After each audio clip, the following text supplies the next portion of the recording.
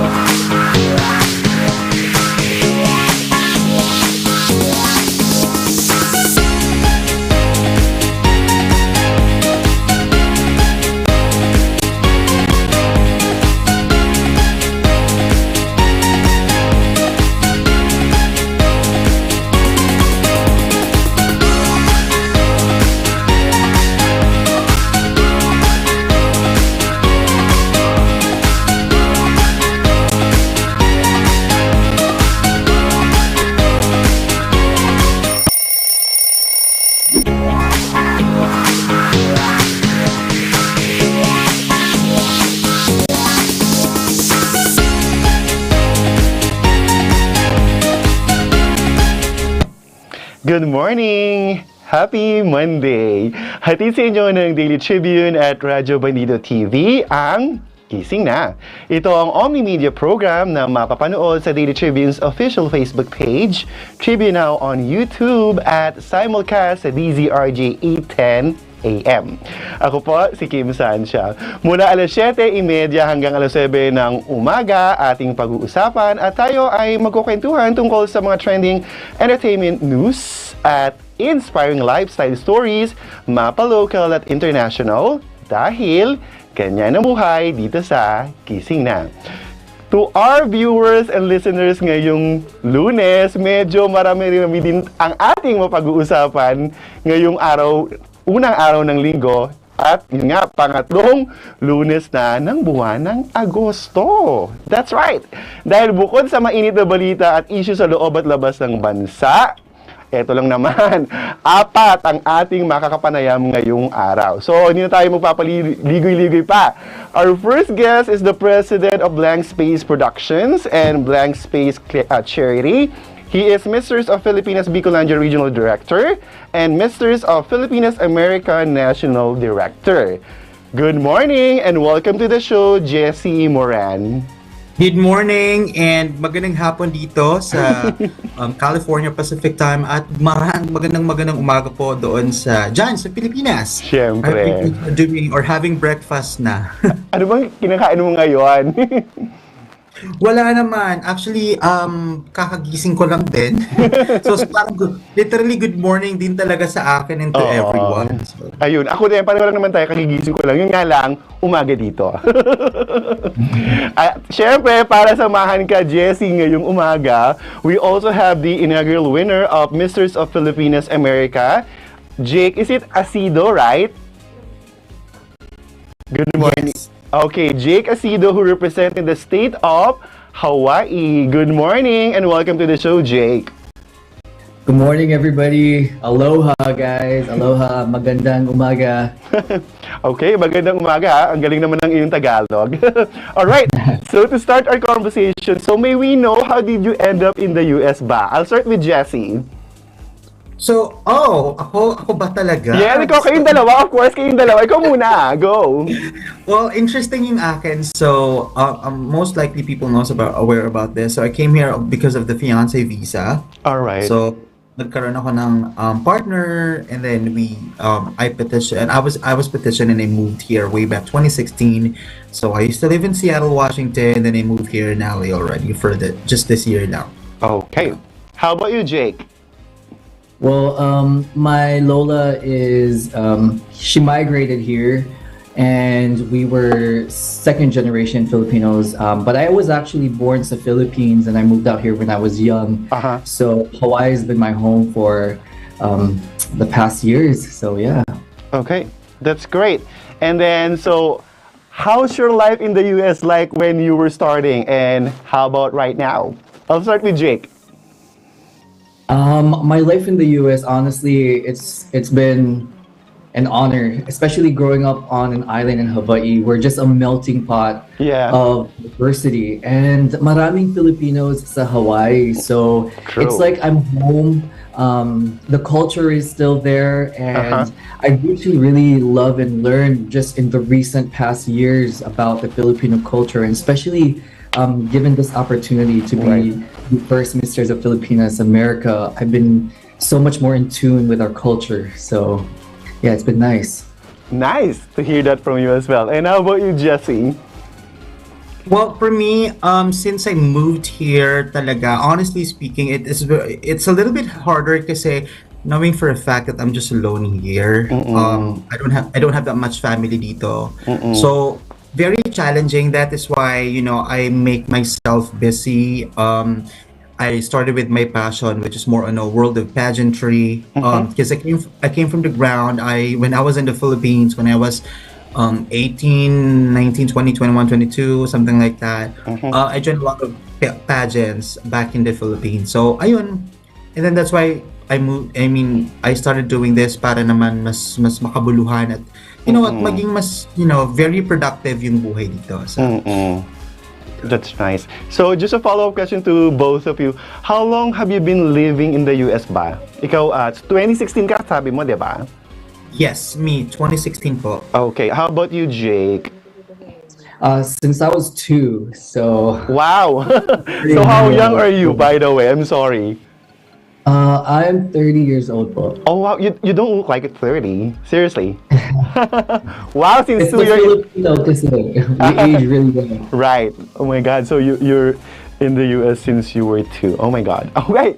So this is also for the both of you. So we want to know, of course, our listeners and viewers, we want to know your Filipino roots. So where are you from? How often do you visit the Philippines if you are visiting the Philippines? So I'll start with Jessie. So, I am proud Bicolano and Masbate. So, I was born and raised from the rodeo capital of the Philippines, Alright. the province of Masbate. So, taga dun po talaga ako. So, my families are all in there. All right. Jake? My dad is from Marilao, Bulacan. Marilao, Bulacan. Okay.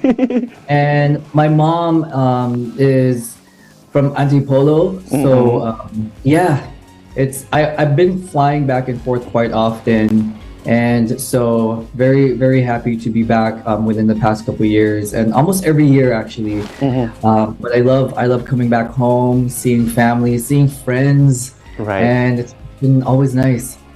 Okay, that's good to hear from you. And Jessie, this question goes to you. So based on your profile, you are the president of a production, Blank Space, right? Blank Space Yes. Production. So can you tell us more about, is it a production company? What do you do? Yeah, this is called Blank Space Productions LLC. That started way back 2019, of course, in the province of Masbate. So, ako talaga, I have been really into arts, music. So, I perform, I sing. So, parang nag-come up ako na magkaroon ng parang pa-audition. So, I have some friends na mga contestant coordinators from these TV networks, and I invited them to go to my hometown kasi I truly believe that in my hometown in Masbate we have a lot of like good people. I mean good potential when it comes to the music. Right. Sabi ko gawa kaya ako ng parang parang isang talent agency or parang production muna. And then that's why nag-come up yung Blank Space Productions LLC. And then we had an audition for Tawag ng Tanghalan over there with the partnership with the local government unit. So, tuloy-tuloy na yon. And then there's a lot of Masbateños na napadala namin doon sa Manila, sa Tawag ng Tanghalan. And then, doon na siya talaga nag-start. And me, myself talaga, I really want to help people out, especially those people who really want to showcase their talents. So, doon siya nag-start. Tapos, ang dami na napadala. Even up until now, if you guys are can see the Facebook page. So, dati from production lang siya. Tapos since marami na talaga napadala and marami nang nagkaroon ng mga TV exposures through the help of Blank Space Productions, I come up with a talent agency. So, ayun. Dito po nag-start. Then I bring them here dito sa US Sa po. US. Okay. And then you are also the Blank Space charity president, right? So, what does the charity do? Honestly speaking talaga, si Blank Space Charity, nag-come up lang ito talaga just for this year. In relation with the Message of Filipinas America then. I But see. honestly, I've been really dreaming to na magkaroon ng ganyan kasi I really wanna spread the kindness and love, especially I'll start with the province doon sa Masbate. Tapos sabi ko talaga na para alam mo naman dito sa Amerika, people would like mas gusto nila yung to support any organization Right. na cause. And I like that personally too. Kasi me myself kahit hindi ko kailangan ng charity, I do it silently. Na hindi pa ako mayaman, I just really because I know how it feels pag if someone needs help, right? Because I have been there then too. So, yun, si Charity talaga, I'm so excited kasi Jake Asido, my winner, are the Misters of Filipinas America. We will go to my hometown and we are going to have the reading hub sa isang school doon sa city, like one of the coastal areas. So, I'm really excited to make that happen this year pag-uwi namin. Tama. Ayan, Jessie, tama naman yung sinabi mo, yung pagtulong. And I saw it on your Facebook yung caption mo yun, humility and kindness. So it really shows naman na yun. Parang, kasi the way you explain and the way you sound, so mukha nga. So yun, hopefully I can meet you personally para ma-sense ko naman talaga ng, face to face, diba? So yeah. Anyway, before we continue our conversation, Jessie and Jake, magko-commercial muna tayo, okay? So, manatiling nakatutok dito sa Gising na.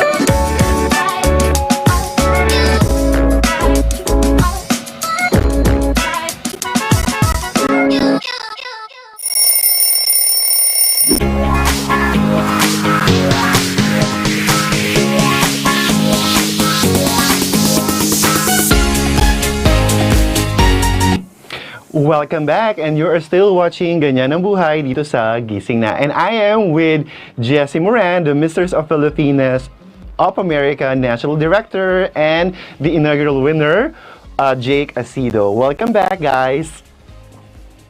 Hey, Hello, everyone. All right. So my next question goes to Jake. How about you, Jake? What have you been doing prior to winning the title? Are you working? Are you studying, or what?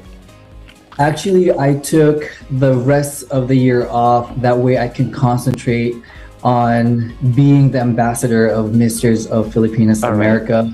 And one of the first things I want to do is really spread awareness about domestic violence, which is my advocacy. Uh-huh. I've been part of a nonprofit organization back at home for the past 5 years. Right. And we talk and educate the youth. And specifically, I want to target our Filipino community.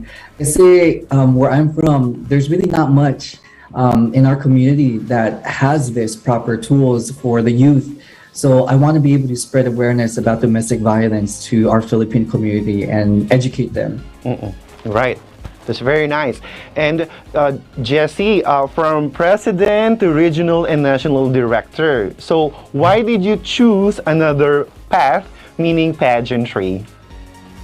Oh, well, way back kasi since 2011 talaga, it's like what I've said, I have been joining pageants talaga. Okay. Napakahilig ko sumali ng mga ganyan-ganyan. And then, as in, yeah, so that's where I started. Tapos parang, I kinda nagustuhan ko siya kasi feeling ko, kasi yung pageantry kasi hindi na kasi katulad before na parang pa-cute lang, Yes. points lang, pagandahan lang. Now Mm-mm. hindi na, nag-i-evolve na yung world of Yes. pageantry. Di ba, it comes with the advocacy na may Mm-mm. ano na talaga siya, hindi ka na basta-basta lang papakit lang kasi Right. before pag sinabi mong swimwear parang ang mga guys nun parang excited sila because ganito, hindi na ngayon hindi na, lalo pag mga Yes. Miss Universe kasi parang iba yung dating. So parang when it was offered to me, initially parang takot ako honestly kasi syempre parang I mean, where should I go? I mean, I'm just alone here. But with my determination and I truly believe with God's grace, sabi ko, I think I can do it. So ayun, it takes a lot of courage to do it kasi knowing for a fact that I don't have that much friends dito po or kakilala dito sa Los Angeles. Yeah, I was able to pull it off using the prayers lang talaga. And with the help of my candidates, kasi all of my candidates are very cooperative naman. They are very, very supportive din. Like, they've been really working so hard. So, yun, naging successful naman siya because of that. Yes. And speaking of pageantry and successful, nabasa ko yun din yung post mo eh. Grabe, for 7 months. You almost Yes. did everything in mounting and staging the inaugural Misters of Philippines America. So how did you do that given the current situation? Yeah, nung speech ko nga ng coronation night, parang sabi ko baka maiyak ako kasi sabi ko parang grabe, I've been doing this since last week of January po ata from looking for candidates kasi hindi nila alam pa yung pageant dito sa Amerika eh. Right. Kasi more on yung mga babae po sila nag-pageant. So wala talaga. So this is the first time. Sabi nila you're a game changer. Parang it's too risky for you. Pero I started looking for candidates. Meron akong candidate, yung second prince ko, na I just found him doon sa Seafood City. It's like one of the Filipino stores. Nakita ko lang siya in person and I was like, I think I need to talk to him. And then kinapaligid pa ako. I was like, he could be one of my candidates. Sabi niya, pag-isipan niya. And then luckily, he said yes and he ended up a second prince. His name is David Angkinko. Yep. So ganun kahirap ang paghahanap ko ng isang candidates. Like si Jake Asido, my winner, I had to, I think I found him through TikTok. Okay. So sayo siya sa TikTok. Sabi ko, sige nga, try ko nga i-message to, try ko nga. And then I'm so glad and I'm so happy kasi they were very nice and they never judged me. I've heard, sabi nila sa first time, no, parang medyo, daw, kasi parang sino bakit siya naghahanap, ganun. Kasi Right. di ba nga first, they were able to find it na legit naman. So, ayun, okay naman po. Ang hirap kasi sa sponsors, pero ayun, I keep pushing na manifestation, law of attraction, that this person will say yes. But of course, may mga all throughout, may mga experience ka talaga po na parang wala. May mga mag-no for sponsorships, Yes. may mga candidates, may mga nagba-back out. Pero sabi ko, okay na ako with the 10 candidates and basta matapos lang and just to give pride and honor to our community dito and then we'll go to the Philippines and actually, internationally. So, yun po. Ayan, tapos, yung itatanong ko sa is connected din. So, syempre, di ba, may nagno-know sa'yo. So, what inspires and who motivates you to continue or to work harder despite, some challenges? Well, I'm a type of a person kasi na if someone rejects me, I'll still keep pushing. Kasi I want to prove to these people that I can do. Parang jowa lang yun. Mag-break. Charot. Yung mag-jowa, kaya yung parang nag-break kayo tapos ipapaknayan mo sa kanya. Charot, di man. Parang, no, I'm trying to say is like, I had to say, pag may nang mga nagno-no, kasi minsan na-anticipate ko siya pero nakakasad. Siyempre parang okay, these people doesn't wanna be part of this organization or doesn't wanna support, pero it is what it is. But I just still keep pushing kasi gusto ko lang talaga to have, magkaroon lang talaga ng magandang show. And then if wala, go next ako ulit, next ulit. Yung mga no's na yun that actually parang triggers me to do it more, na parang mas galingan pa. So yun. And I hope that Jake is still with us. So Jake, this is for you. Nagsing-ina ba sa'yo na ikaw ay isang title holder, meaning Misters of Filipinas America, the inaugural winner. So, how did your family or your fans or friends react? Are they planning any like victory parties or nag-victory party ka na ba? Yes, I have to say first of all, maraming salamat to all of my friends, my family, my social media supporters. I wouldn't have done it if it wasn't for them. I had a friend who threw me something out here in LA. When I'm going back home on Thursday, we have a victory party with my team in Hawaii. Tapos in the Philippines, I'm gonna meet my friends then, so they're also gonna throw me. So it's just the overwhelming love and support from everybody. It really humbles my heart to have this much support, and my family especially. Nami-miss ko talaga yung mommy ko kasi I've missed her 60th birthday this year. I was competing, but I'm excited to see her on Thursday when I get home and give her a hug and just give her a big hug. All right. And since you're talking about your family or friends, so what's the sweetest message or most encouraging message did you receive from them? Say before, during, or after you were crowned or you were named as the title holder? It has to be when I left Hawaii to compete in LA. My Lola gave me a prayer, and I felt her prayer, and it stuck to me. So that was just my guidance throughout the competition. Nasa isip ko siya every day, and I felt her like right here. She was always guiding me. So yun lang, like yung lola ko talaga. She prayed for me, and I felt her prayer. So that kept me stronger every day. Okay, so your grandmother motivated or inspired you to continue and work harder. Your quest for the title. Is that it? Absolutely. Okay, Yeah. and then voice represent them really proudly. great. And was becoming a title holder your ultimate dream ba? Or it was only because Jesse spotted you through TikTok? I never imagined that I would be in a pageant. It was just at the perfect timing, and I believe that timing just comes to you. So Right. when I told Jesse, yes, I'll join Misters of Filipinas America. With everything I do in life, I dedicate everything, and I wanted to represent myself, my community, my family very well, and hopefully I've been manifesting it since the beginning of my journey that if I do this, I want to become the first Misters of Filipinas America.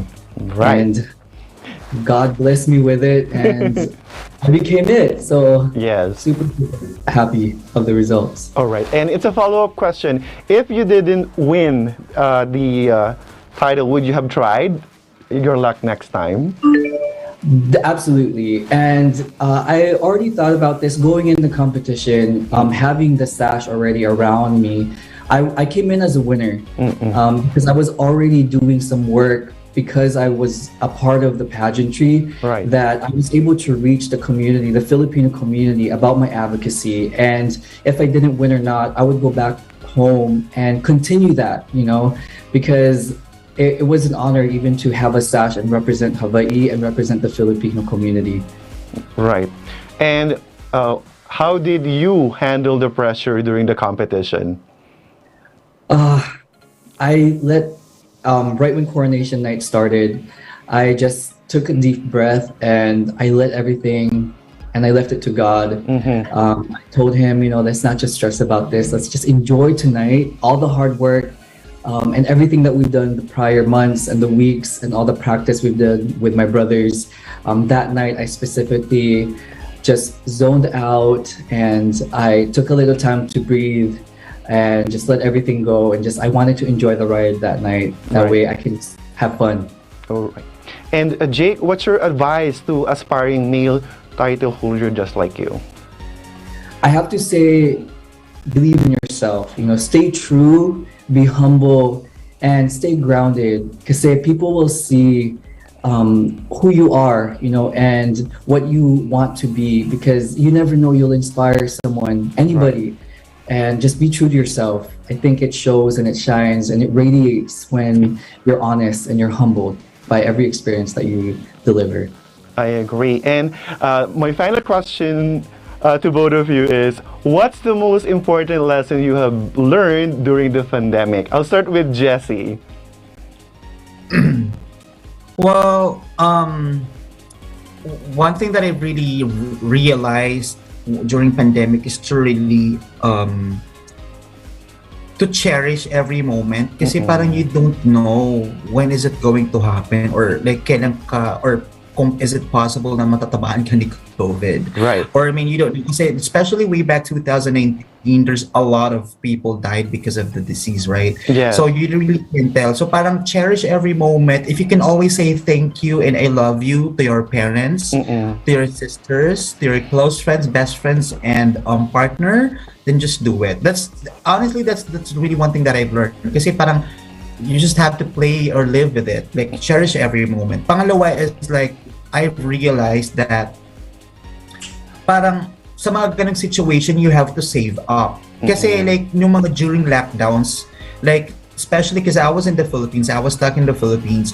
During lockdowns talaga, you cannot go out easily. Diba? Parang you have to, especially in the province, hindi ka basta-basta makakalabas. Tapos kung wala kang na-save na pera at the time, wala, mahihirapan kang kumain. Like, kasi not every local government units in the Philippines are giving out ayudas. Right? So, same talaga na that I've realized na during pandemic. And we're just so blessed na at least slowly we're going back to the normal. And I hope it will yun na. So, you're in the Philippines pala nung pandemic, nung na-lockdown ka pala dito. Yes, I was stocked up. That was way back 2019. I came all the way from Seattle. I came around probably around December 2000. I'm sorry, January 2019 talaga sakto po yun. Tapos parang 2 months na may nag-iingay, nakakarating ko lang may COVID daw dun sa hindi kami naniniwala kasi di ba province po kami. I was in Camarines Sur.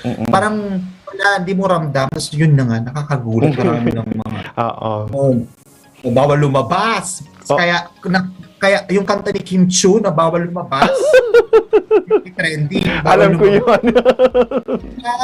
Sobrang trending po yun kasi bawal lumabas sa classroom. Diba? Oo. Naalala ko na naman tuloy yung mga, alam mo yung kanya-kanyang mga memes sa social media, yung mga lockdown na yan, grabe. Alam mo naman yung mga Pinoy, yung mga ganyan mag-isip yung gumagana yung utak ng mga Pinoy. Pag nasa bahay. Oo. Pag walang ginagawa, kung ano-anong naiisip ng mga Pinoy. And how about you, Jake? What's the most important lesson you've learned during the pandemic? I think the most important lesson that I've learned, honestly, is sticking together. I was with my family and friends, and just the support that all of us had, we really had to come together as one. And I saw that not just within my family, but within the whole community. Like, we all helped each other out, you know? And I love that because I realized that, at the end of the day, we all have each other, and just uplifting one another is what kept us going, and kept us making sure that we are all healthy. Right. So that's what I've learned. And relationship. Yes. Agree. And at this moment, if you want to say something, you want to thank someone, or if you have like invitation or invite them, you may go ahead. I'll start with Jessie. Well, there's a lot of people that I need to say thank you. I posted on Facebook. I just want to thank God for everything. Even up until now, hindi pa tapos yung laban namin. We're just really starting. Jake Asidio and I, our winner, just really about to start the real challenge or the real road to the Masters of Filipinas International. So, nagpapahinga lang kami ng konti, mga days. Wala pa nga masyadong tulog kasi parang may mga over pa, may mga dami pang kagawin. So, but of course, I just want to say thank you to the Masters of Filipinas organization for extending their help. Not even with the presence. Kahit yung mga tanong-tanong lang there. Carlo Galang, the owner, the president of PEPS.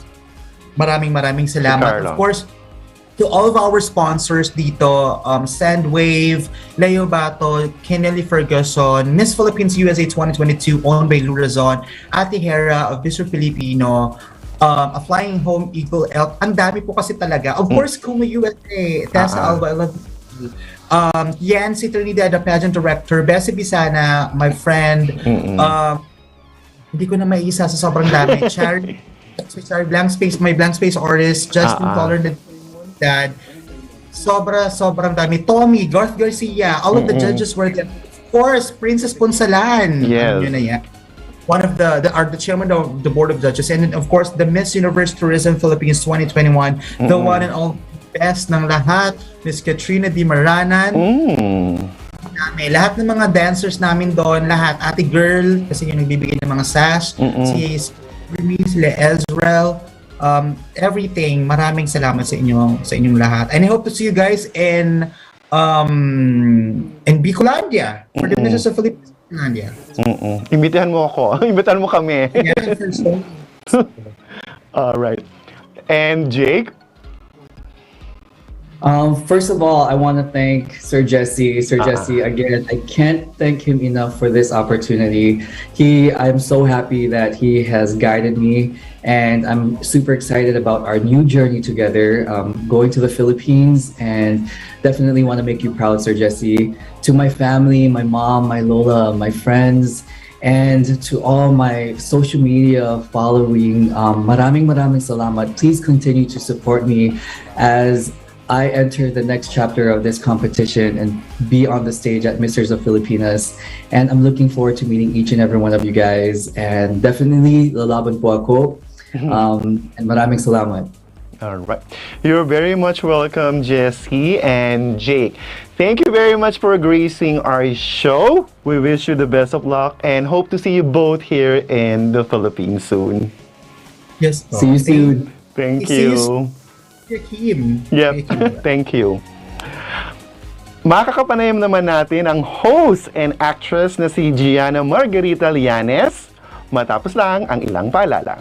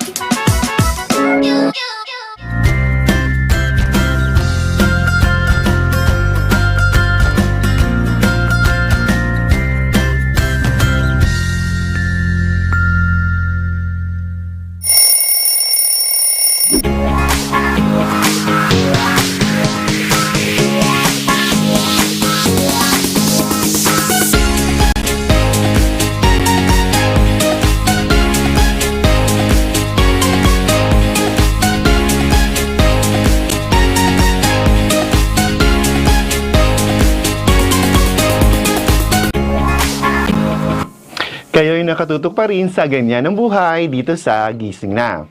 Pero bago natin kausapin ang susunod na guest, balitang pelikula muna tayo, okay? Si Max Eigenman na gumanap bilang isang single mother sa pelikula ni Ana Isabel na matutina na 12 Weeks ay tinanghal na Best Actress sa 18th Cinemalaya Independent Film Festival na ginanap kagabi lamang sa Cultural Center of the Philippines Main Theater o tanghalang Nicanor Abelardo, hosted by Liway actress Glyza De Castro.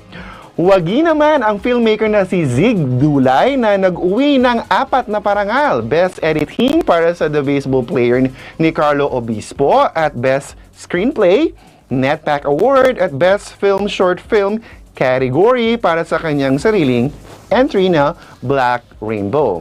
Nanalo naman ang young actor na si Tommy Alejandrino bilang Best Actor Sandali lang po.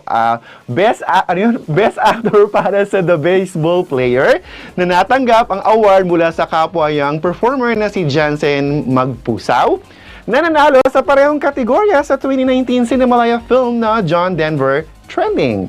Ito rin ay isang magandang gabi para sa mga kababaihan o mga babaeng gumagawa ng pelikula dahil ang batang manunulat direktor na si Gabriela Serrano ay nanalo ng 2 tropeyo, Special Jury Award at Best Director para sa kanyang directorial short film debut na Dikit.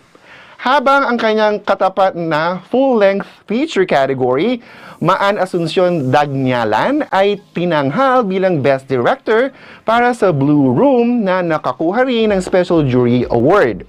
Na nag-uwi din ng Best Production Design ni Mark C. Maulen Fadul, Best Cinematography ni Paul Daza at Best Supporting Actor Soliman Cruz. Ang Best Supporting Actress Award ay napunta naman kay Ruby Ruiz ng pelikulang Ginhawa. Ayan, congratulations sa inyong lahat dyan sa mga nanalo sa katatapos lang na Cinemalaya or 18 Cinemalaya Film Festival kagabi dyan sa Pasay. At gaya ng aking naipangako sa pagkakataong ito ay makakapanayam naman natin ang tinanghal before na Miss Philippines Earth Water 2020. She also represented the Philippines in Miss Glamour International 2021 and Miss World Canada 2021 Top 15. Ito pa, prior to her international pageantry, she competed in Miss World Philippines 2018 and Miss Mandaluyong 2019 first runner-up. So buhay pageant pa lang yan.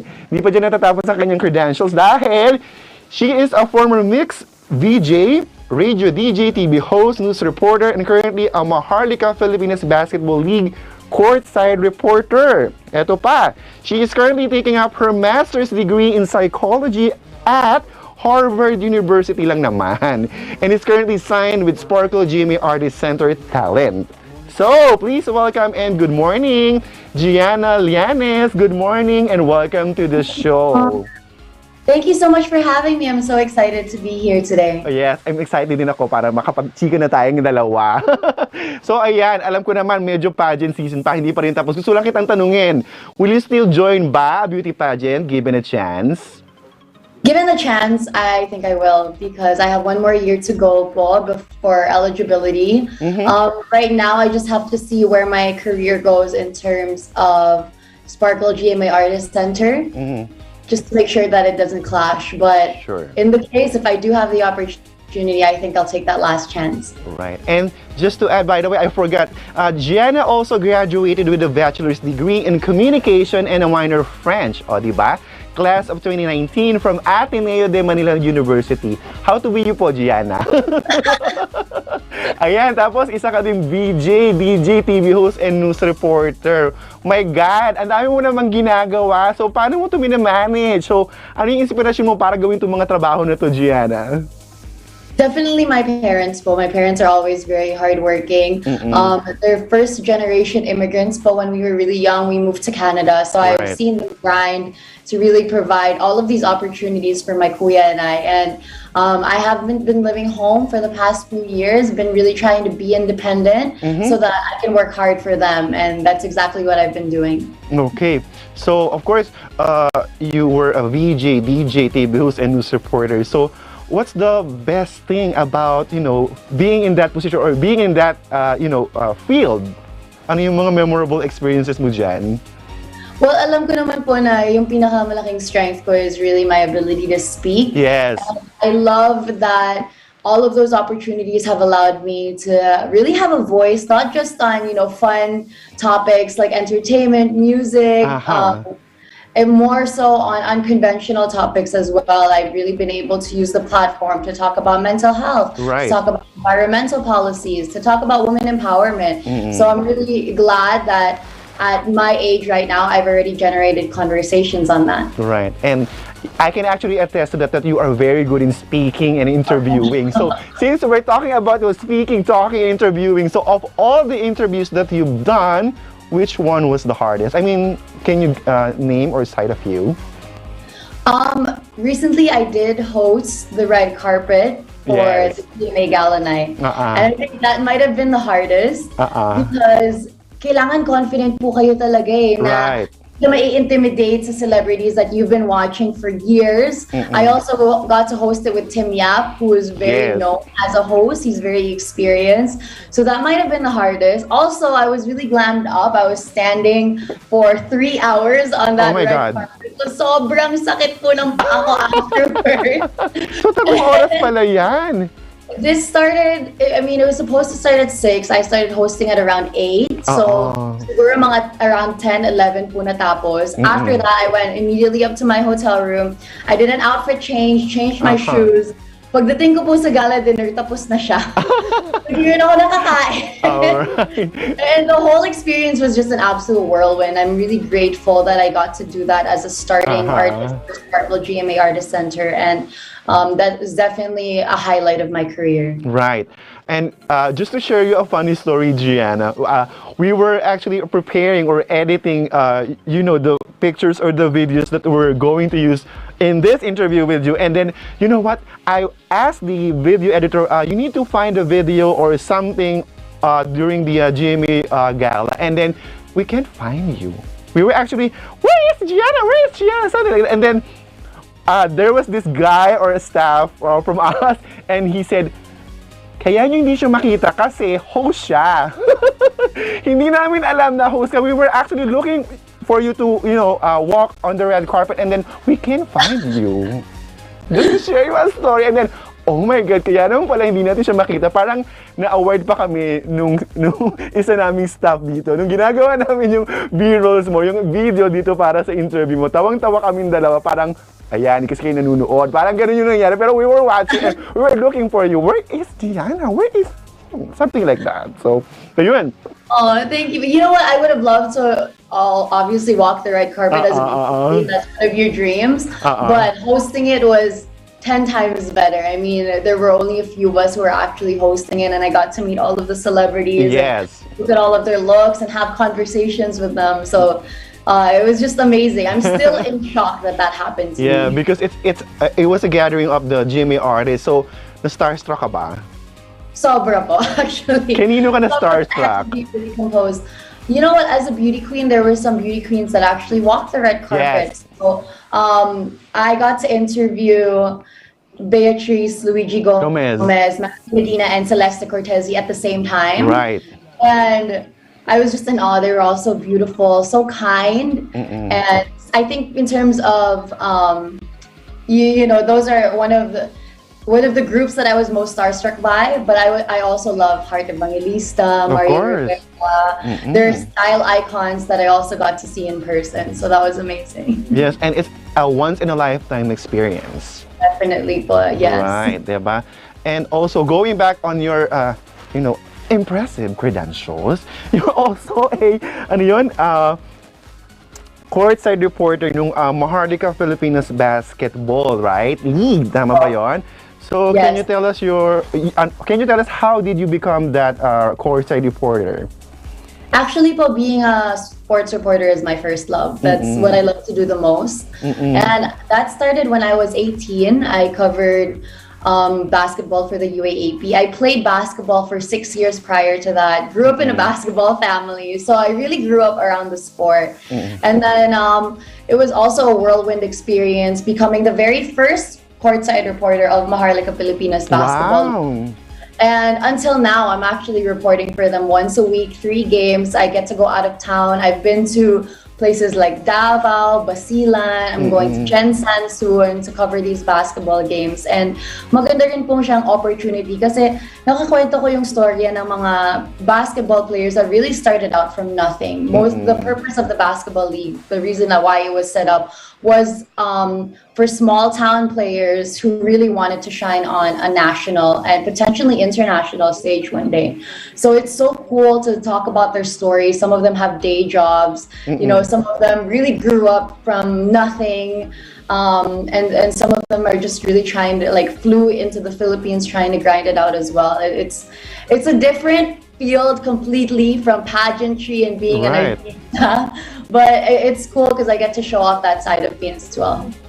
Okay, that's very nice of you, Gianna. But before we continue our exciting and inspiring conversation, we'll pause for a break.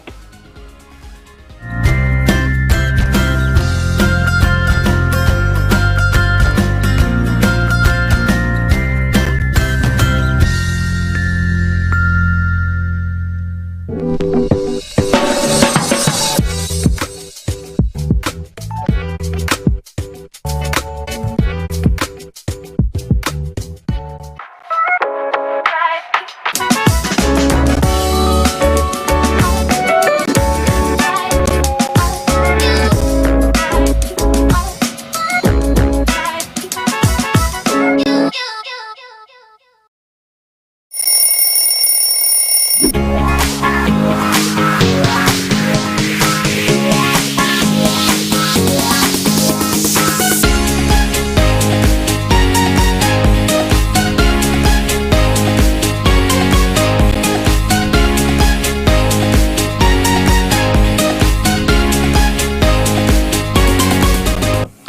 you are still watching Ganyan ang Buhay dito sa Gising na. Of course, with the very eloquent and articulate Gianna Lianes. Welcome back, Gianna. Again po, thank you so much for having me. Of course, ano ba? Para namang iba ka sa akin. Okay, lang yun. Okay, so ayan, reporter, VJ, DJ, beauty queen, ano pa ba? O, eto pa, ano pa ba? Sasagutin natin yan. You are currently taking up your master's degree in psychology at again, at Harvard University. So, ayun nga, how to be you po? Balitaan mo naman kami dyan sa iyong pagmamasters. Well, I graduated my bachelor's degree po in 2018. And since then, I was so set on going back to Canada where I grew up to study my master's there. Pero yun nga po, nagka-pandemic. And it actually became sort of a blessing for me when it comes to my education because I didn't know what I wanted to take up for my master's degree. Pero syempre po, during the pandemic, nag-increase yung cases when it comes to mental health issues. My mom is a psychologist, so she's been always supportive of me talking about mental health, open on the platforms I provided. Gotcha. And with that, I also noticed, myself going through different changes, going through my experiences when it comes to mental health. And I found that there was not enough access talaga when it comes to counseling. It's not affordable for everyone here in the Philippines. There are not enough psychiatrists, and there's not enough promotion of it, which is exactly why I decided to take up psychology. And yun nga po, nung time na yun, di natin alam kung kailan matatapos yung pandemya. So I decided to take it up online at Harvard University, and eventually I will be going there, I think, during my last year and studying there. But right now it's been fun. It's been very difficult. I won't even sugarcoat it. It's been hard. But I feel like it's important because alam ko rin po yung career ko when it comes to hosting, when it comes to acting, and even pageants. It's not forever. So I wanted to find a bigger purpose when it comes to that. Wow. Ang galing-galing naman. Nahiya naman ako talaga dito kay Gianna. No, actually, sinagot mo na actually tatanong ko eh. Tatanong ko sana, why did you choose psychology? Ayun naman pala, you influence naman pala sa family mo, kaya mo pinili yung psychology. And in a way, it somehow related dun sa ginagawa mo, speaking, public speaking, hosting, courtside reporting, right? So, I think yun yung reason. At saka medyo related din dun sa advocacy mo, mental health. So, psychology. And then earlier, napag-usapan na rin actually a little bit earlier, you are currently signed with Sparkle, the GMA Artist Center Talent. So, masasabi mo ba sa akin or sa amin kung how long yung contract mo? Well, actually, po, my contract is a year, but I'm hoping it's going to be extended because I am currently working on a show right now. It's called Startup, and it's starring Bea Alonzo and Alden Richards. It is the Philippine adaptation of the Korean telenovela. So being a part of that has been amazing. And because I was able to host the red carpet, po, I have a few more projects lined up, which is also why I'm not 100% sure if I'll be able to join a pageant, because in the case na my contract is extended, I will prioritize that. But if it doesn't, then I'm definitely going to join a pageant. Ayun. That's actually my next question. Do you have the list or your projects lined up with Sparkle? Madidiscuss mo to sa amin? Hindi. Yes, actually, yeah. So I am, as I mentioned, I am still filming for Startup right now. And we're not exactly sure when it's gonna stop filming because our filming days have been extended. So that has been my focus right now. We've been taping, at least I've been taping for 2 to 3 days a week. And then after that, I have a few more hosting jobs, and I'm hoping to get regularized for a show. Yep. Yeah, and you mentioned co-hosting earlier as well. You recently co-hosted the Jimmy Thanksgiving Gala, and ayun nga, nakausap mo yung mga artists. So, meron ka pa bang gustong i-work on in terms of hosting? Gusto mo ba mag-host ng ganito, awards night, or let's say a show, variety show, or anything like that? Well, I would love to host the noontime show. I also had some experience. I was able to host Chica Minute on 24 Right, Horas for. I saw you there. So I would love to be regularized for a hosting gig like that because hosting po talaga is my number one passion. It's something that I know I'm good at. So that's my comfort zone. Acting right now is a little bit out of my comfort zone, which I've been loving. But if I can be regularized as a host for something like that and do some affairs or even a variety show, that would be awesome. Right. And just to give you a story, the first time I experienced your hosting skill was during the Miss Philippines, or the virtual interview. Do you remember that? Many Yes, times that oh, yes, I of course. encountered you doing. Oh my God, it's Gianna hosting the pre-pageant activities of Miss Philippines Earth. I remember that. So, again, with all these credentials and being in the entertainment industry, so what's your advice to our viewers and listeners in achieving their dreams? I would advise, and then this is advice that I always give, I would advise them to just keep on trying. I have been able to go through so many opportunities and really experience just incredible things, but it wasn't just handed to me. Maybe out of 20 auditions, I get one, So as much as I've been told no, as much as I've been told I'm not good enough, I'm not fit for the job, I just kept going. I never allowed it to humiliate me, to embarrass me, or to get me down. So that would be my biggest piece of advice, was to just keep trying and trying and trying until you eventually get that yes. Right. And we're still in a pandemic, right? So what's the most memorable experience you had during the pandemic? Oh, the pandemic was tough for me because I do live alone. Yeah, that I know too. So it's tough, but maybe my most memorable experience was getting my dog, Dee. He's in the room right now trying to get out because he's a huge help for my mental health. He's my best friend. He's been there to comfort me through my highs and my lows. And I never actually had a dog growing up. So being able to live with my puppy now, it's been so much fun. And yeah, that might be the most memorable for me. Yeah, that thing. Okay, may we know what's the typical day for Gianna? What do you normally do? Oh, the hard part po about being in the entertainment industry is that there's no set schedule. Right. You can be called for taping the night before. Yes. But for me, on a typical day, so I also teach indoor cycling and boxing. So I love to work out and make sure that I incorporate that in my schedule. When I'm not working, if I don't have taping or if I don't have basketball, I love to watch Shark Tank online. It inspires me because I'd love to start my own business someday. And then usually at night, that is when I have my classes for my master's because of the time difference between Boston and Manila. So my last semester for my classes were from 11 p.m. to 1 a.m. Wow. And yeah, that's mostly what I do when I'm not working. But when I am, it's the whole day. Taping starts at around 8 a.m. or if I have basketball, we leave for the location at around 10 a.m. and then that goes on until around midnight. Okay. May we know what type of business are you interested to? I always wanted to do a clothing business, but something that's sustainable. And I actually did start that before when it comes to activewear. I had to halt it because of the pandemic. Right. But maybe something more into that. Oh, wow. So clothing. So it's still related, beauty pageant and clothing. Yes, well, yeah. Right. So Gianna, at this moment, if you want to invite some our televiewers and listeners, or if you want to say something, you may go ahead, please. Well, first of all, again, thank you so much for having me. Of I had course. so much fun. Yeah, thank you for having me here and allowing me to use this platform to talk about what I've been up to and what I'm passionate about as well. Sa lahat po na nanonood, I invite you to just check out what's up with me on my social media pages. On Facebook, it's Gianna Margarita Llanes, and on Instagram, it's Gianna Llanes.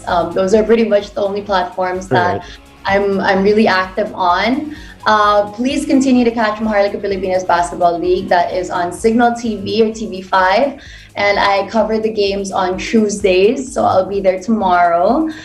Games start at 5 p.m. and there's 3 games. They go on until midnight. Please stay tuned as well for Startup. and that's going to be showing on GMA7. We don't have the time slot yet because we're going to be filming till the end of the year, but please stay tuned for that. I know a lot of people are anticipating that because again, starring Bea Alonzo and Alden Richards, they'll be making their debut as a love team, and I'm super lucky to be a part of that project. So please check that out as well. Wow! Aabangan namin yan. Siyempre, that's Bea and Alden. And I do want to add something else as well. I've been working with a telemedicine app called Eva, and it'll provide you with information on how to get counseling in the Philippines when it comes to mental health and women's health as well. So please try to download that. Please check that out, and I'll be creating a lot of content with them. If you have any questions about mental health or women's health, and there are messages that you do want to send out, you can always send it to my social media, and I'll try to get back to you on that. Wow, Gianna, the woman of substance and credentials. Oh, thank you. How to be you po talaga, Gianna. Grabe ka talaga. Ayun. So, Gianna, thank you so much for gracing our early morning show. At syempre, bumanga ka for this. We appreciate that. So, we wish you good luck and stay safe and see you soon. See you soon, po. Thank you so much. You're welcome. Bye. Abangan sa aming pagbabalik ang aking eksklusibong panayam sa isang inspirational singer at songwriter sa pangalan, singer and songwriter Ian Season, matapos lang ang ilang paalala.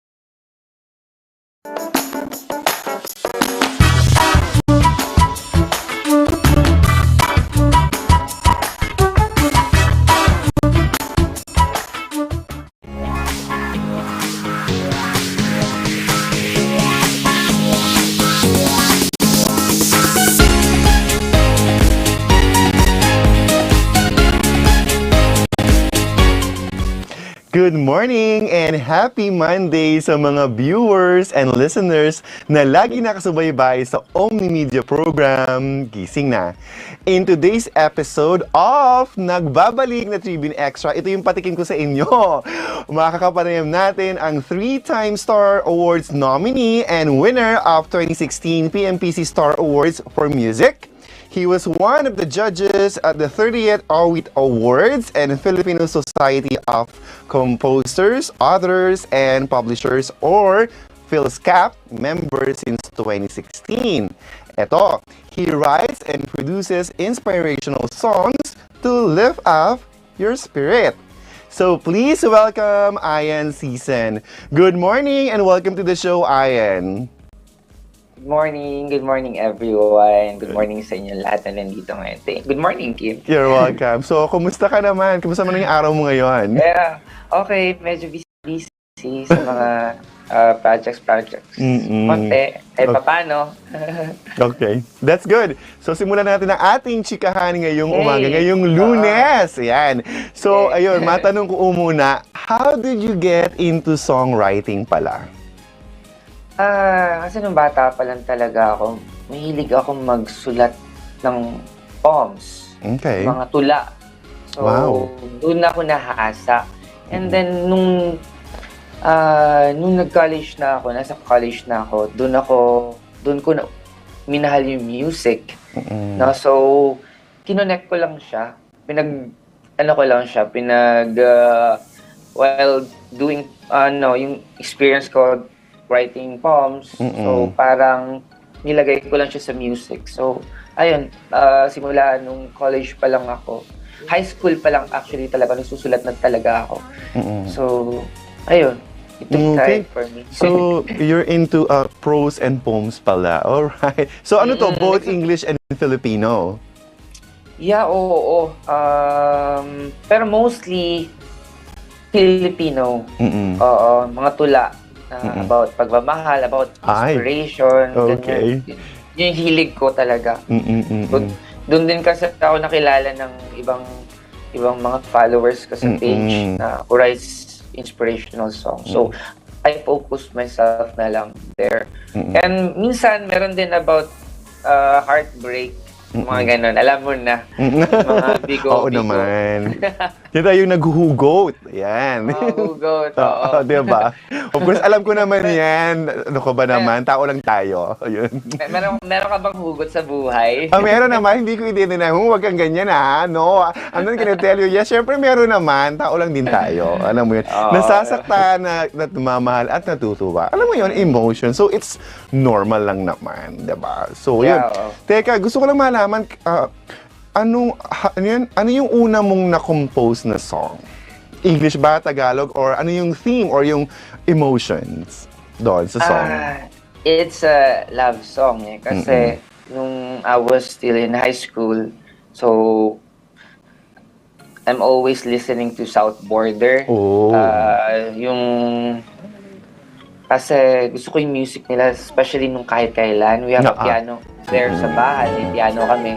So, habang nagpa-piano ako, nagsusulat ako ng mga stuff about love. No? Kasi dati, syempre, pag bata ka pa minsan, di ba? Alam mo, puppy love yung mga ganun. Oo naman. Oo. Sobra ka naman. Alam ko naman yun. So, doon ako nag-start, nag-umpisa. Before ako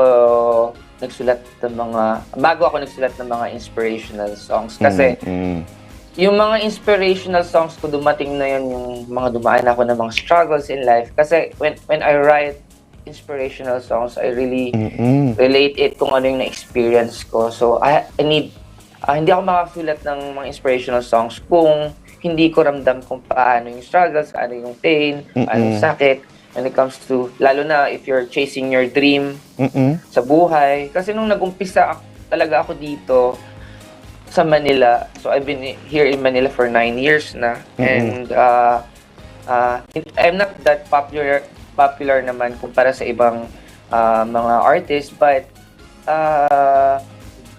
ayun nga, because of, tawag nito, because of yung pakikisama lang sa Mm-mm. mga tao. Right. So, I have projects here and there naman kahit paano. Kaya, I'm grateful sa mga tao na yun. Mm-mm. So, yun yung pagsulat ko talaga, Kim, eh. Mm-mm. More on hugot din sa buhay. Oo. So may pinaghugutan ka pala. And you mentioned earlier na yun nga inspirational song. So yun nga, Yeah. you kumuha ng inspiration sa mga hugot. Meron ka pa bang pinagkukuhanan or pinaghuhugutan ng iyong inspiration when you when you're writing songs? Meron pa ba?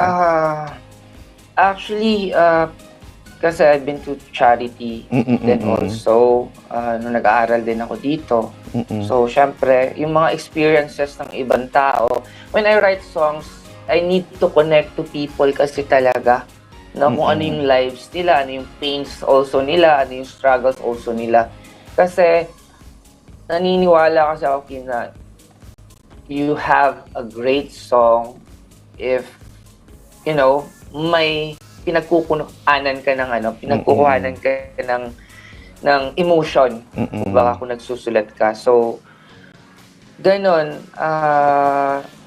I listen to people's stories, their struggles, and somehow related to mine.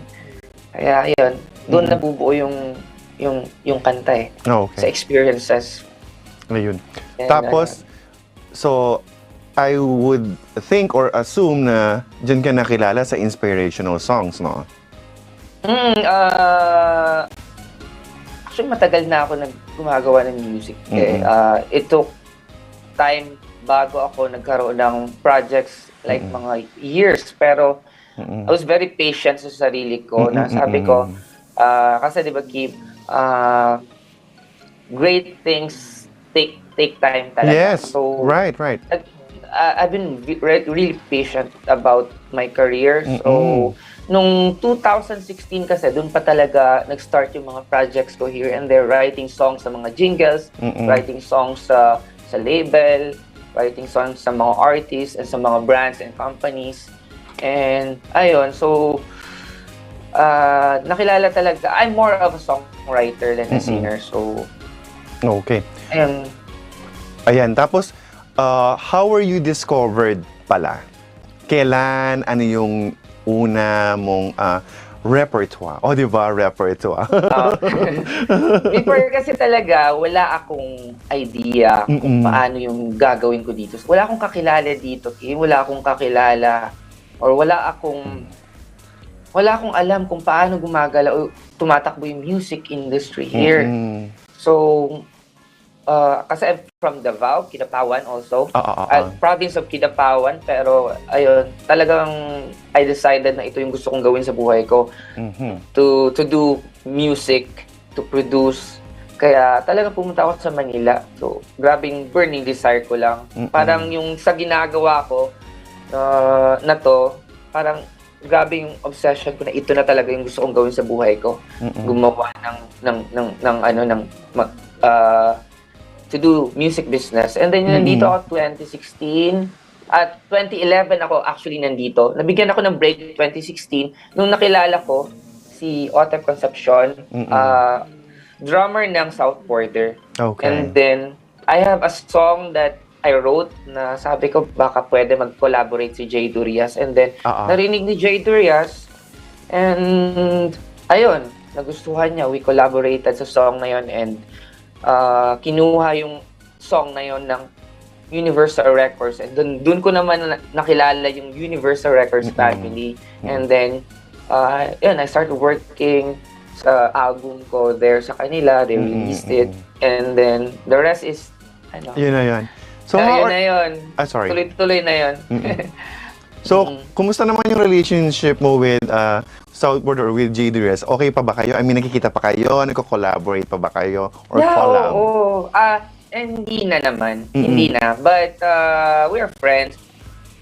And we are friends and yung drummer ng South Border, which is my close friend of mine, yun yung nag-uusap pa kami. And siya din kasi yung nagbigay ng doors sa akin.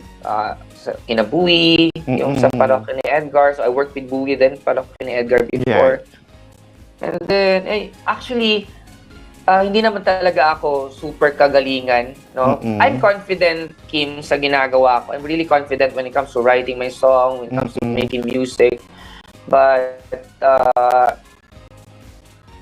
my parents kasi they raised me to be humble talaga always. So para sa akin, yung key para sa akin for you to succeed in any way, ang ginagamit ko lang talaga is more on 50% na skills, which is kailangan ko talaga maging magaling, pero it will take time kasi yung skills mo to na mahasa eh. So pero you have to be you have to be skilled kung ano yung para to succeed you have to be skilled. So Yes. pero that's only 50% para sa akin kasi the other 50% is ang ginawa ko is pakikisama lang eh. Kasi I believe talaga, Kim, if gaano ka kagaling pa dyan, if hindi ka marunong makisama, I think you'll never go somewhere. You'll never Ganyan yung succeed. ugali. Oo. Yun lang gamit ko. Pakikisama there, pakikisama dito, pakikisama dyan. Kaya kaya kahit papano, kahit hindi man ako ganun ka-popular, I have projects here and there, and yung mga projects ko naman, hindi siya biro din eh. So, it really takes talaga skills. Pero aside sa skills, yun talaga yung gamit ko talaga. Pakikisama sa katrabaho, pakikisama sa mga companies na nagpapagawa sa akin ng kanta, yun. Right. Hanggang paulit-ulit na lang. Ganun siya. Okay. So, yan na-mention mo na meet mo yung Universal Records, diba? So, medyo fast forward tayo. Of course, nakilala ka namin dun sa song ni Manny Pacquiao, diba? Diyan ka nakilala. So, eto na yon. So, how do you meet Manny Pacquiao? Ano ka ba? Napili? Na-introduce ka ba? Or paano ka naging artist, to write his retirement song? Take note this is a meron So medyo parang medyo may pressure to, di ba? Tsaka syempre it needs to be like beautiful, meaningful, or ganon, inspirational or whatever. So kwentuhan mo naman kami diyan. Yeah, as what I've said, when it comes to it really took time for me para hasain talaga yung skills ko. So, right now, kasi yung time na yon, I'm really confident to what I do, no? Especially in terms of writing, in terms of music production, I'm very confident talaga na if there's someone na magpapagawa sa akin, I can really deliver. So, because of my experience. Pero ako nga, sabi ko nga, Kim, I'm a type of person na I'm an opportunity seeker. Kasi there's two types of people of person eh. The one is yung waiting for opportunities, and the other one is yun yung naghahanap ng opportunities. I like to be there doon sa tao. I'm a type of person na ako yung naghahanap and knock ng doors. Kasi kung anumang accomplishments na meron sa akin, Kim, mas maraming rejections and failures kung ano yung nakikita, kung ano meron sa akin ngayon, mas marami ang failures. Pero I never stop. So, opportunity seeker kasi ako. Kung hindi ako pwede dito sa opportunity na to, if may nag-turn down sa akin, I don't take it negatively. I take it okay lang kasi maybe not now. Kasi meron din ako mga nakakatrabaho na hindi ngayon okay, yung timing is not okay. Pero the next years, naging katrabaho ko sila and they kinuha nila ako for a big project. May mga ganun eh. So, yung kay Manny Pacquiao, I'm the one talaga who audition. No? Okay. Out of daming mga gustong gumawa ng song sa kanya para gamitin niya mismo sa song na yon. Sabi ko, lakas lang to ng loob. Sabi ko, pumunta ako sa meron akong kaibigan kasi who work with Manny. And then sabi ko, baka you can introduce me and set me a meeting sa kanya. Kasi I would really love to write a song para sa kanya. So ayun, kinanta ko yung song na yon sa harapan niya. Talagang pumunta ako doon para maramdaman niya yung song. Yes. And then, kinanta ko siya a cappella na may piano. And then, ayun, I think Manny really appreciate what I did nung time na yun. Parang nag-iba yung mood ng place. And then, lahat sila nag-video na when I sang. And ayun, doon ko nakuha. Kasi ang dami namang kasing, even Esmile, no, gumawa rin ng video for Manny, yung kanyang yung video, which is, ang daming talagang choices. Pero siguro, I'm lucky lang and siguro tamang blessing lang. I'm very lucky lang talaga na to have that opportunity. And at least, makuha ang goal ko kasi noon, kunin man ni Manny yung song ko for his retirement or projects, basta na-deliver ko yung gusto kong gawin. So, hindi mo kasi malalaman yung isang bagay kung hindi mo nasubukan. So, talagang sinubukan ko. And, ayun, I was lucky na pinili niya talaga na he wants me to write. He wants to use it para sa retirement song yan. Ganun lang yun nangyari. Ayun. Tapos ayun sinabi mo, kinanta mo sa harap ni Manny yung song. Yeah, so, syempre hindi ako papayag na hindi ka magsa-sample. Pwede ka bang kumanta? For you, syempre. Oh, wow, thank you Okay, so just do it when you're ready or just go ahead, please. What do you want me to sing? Siyempre, yung kanta mo kay Pacman sa Pambansang Kamao, doon ka nakilala. Yun yung gusto ko. Sige, Di ba nang-demand talaga gusto ko? Sige, okay. 5, 4, 3, 2, 1, go.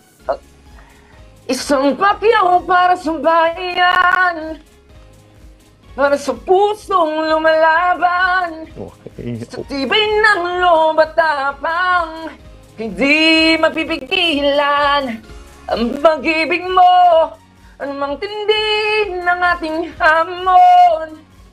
Sunod-sabay ka lang sa alon, madapa man ka'y babangon sa biyahe ng kahapon. Anumang pangarap mo, sabay tayong aahon. Ayun. Wow, nagising ako bigla ngayong Monday, o di ba? Pasabog ngayong Monday morning ang kanyang pag-awit. Morning talaga. Di ba? Pang umaga, o di ba? Ayun. Ayan, so syempre nakatrabaho mo si Manny. So, how was it like working with the Pambansang Kamao? Ano yung hindi mo malilimutang experience nung makatrabaho mo ang Pambansang Kamao? Is always busy. Yun lang talaga. Given na yun sa kanya. Oo. Minsan, naawa ka na talaga sa kanya kasi grabe yung effort niya when it comes to meeting people.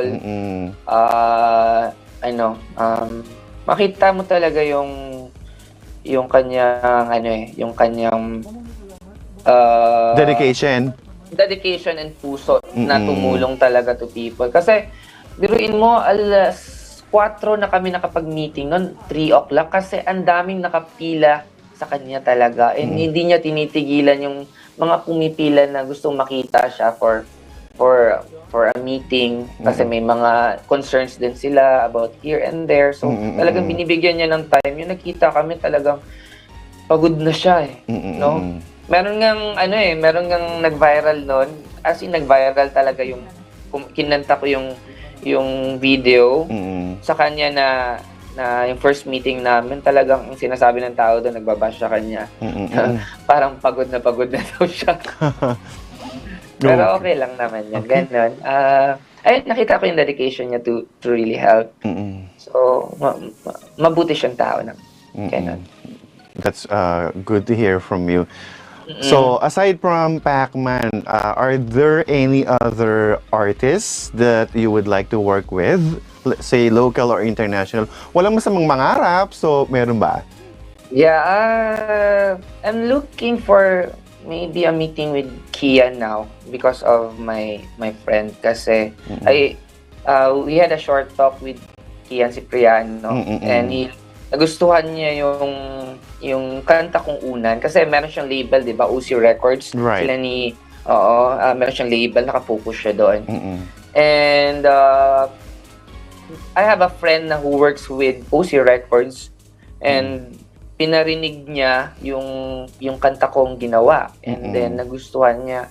Sabi niya, ganda nito, Papi sino kumanta, ganito, ganito. And then, ayun, finorward ako, and we talk saglit, and then, sabi niya, let's meet mag-meet na kami pag nandito sa Manila. So, ayun, I'm waiting for that meeting to happen. Baka we can collaborate. I don't know. It's okay. Ayan, bigla ko lang naalala, apart from inspirational song, meron ka pa bang gustong parang genre na gusto mong yung style or genre sa pagsusulat ng song aside from the inspirational? Bigla ko lang naisip. So, yan. I love to rap. I love hip-hop. Ayun, ganun. I really love to rap kasi minsan doon ko na-express yung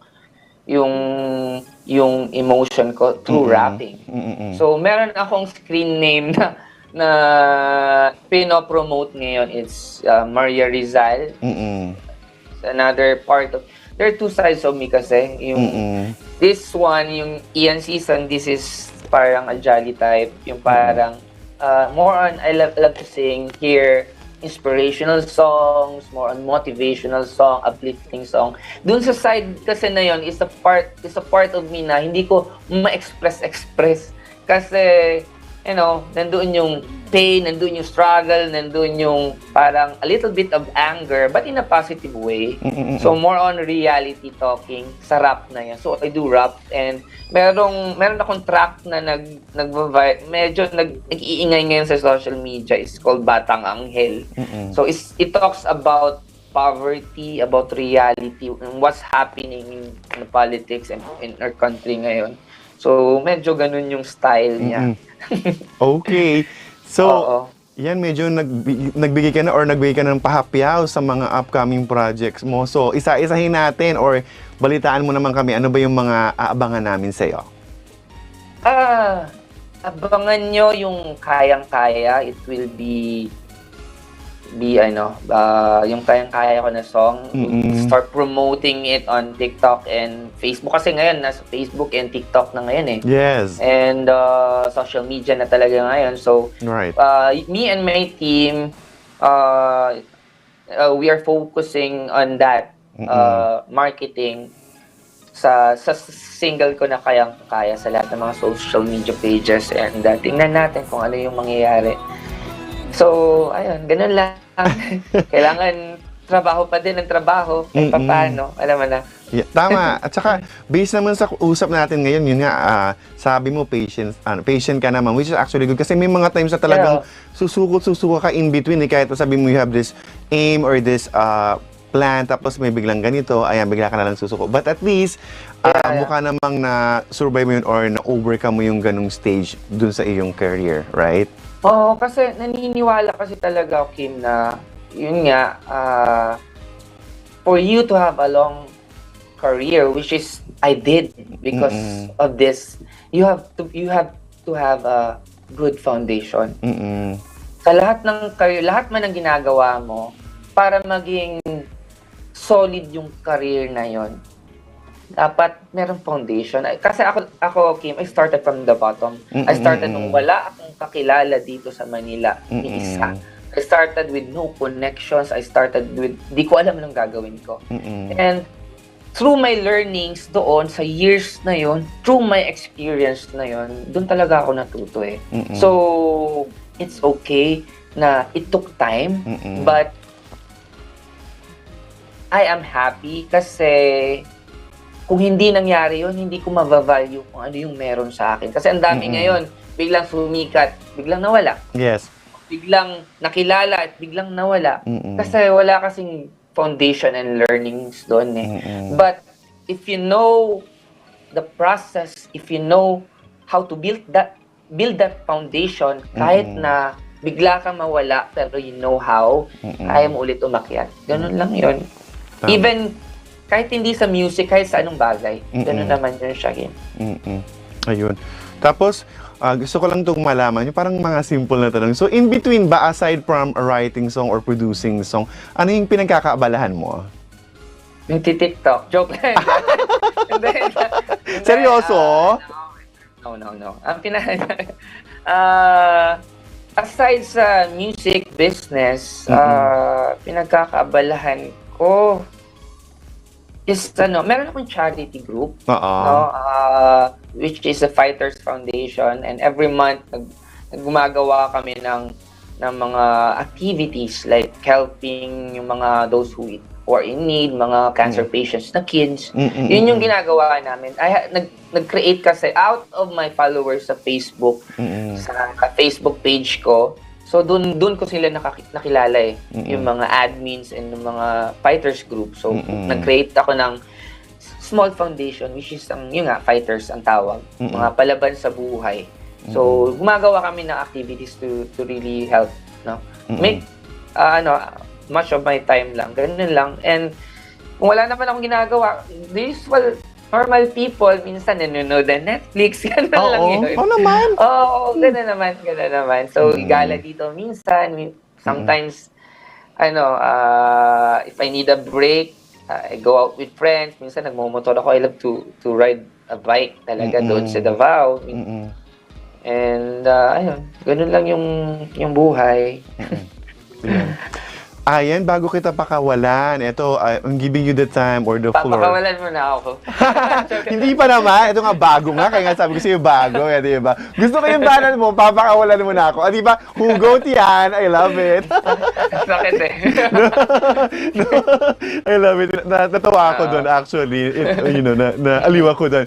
So, meron ka bang gustong sabihin or invitation, may album or something? Go ahead. Yeah, may mga new songs na ako na ilalabas. Is more on inspirational songs. Doon sa page ko is Ian Season. Type nyo lang Ian Season sa Facebook. I'm also, yung mga singles ko din pala, yung ibang songs is out na sa Spotify.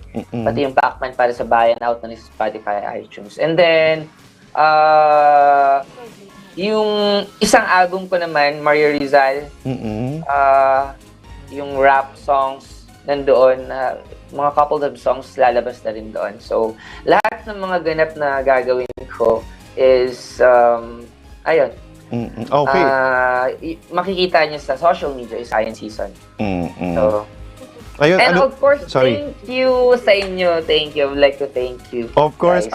Yung mo naman, yung mga social media pages mo, yon? Sabihin mo naman para ma-follow ka. Diba? Yung, Instagram, Facebook, YouTube, Twitter, Yeah, search nyo lang sa Instagram, YouTube, at saka Facebook, and TikTok is Ian Season Official. Ian Season Official. Ganon. So, nandun na lahat yung mga about... The views and comments of the hosts and guests are not necessarily those of the station.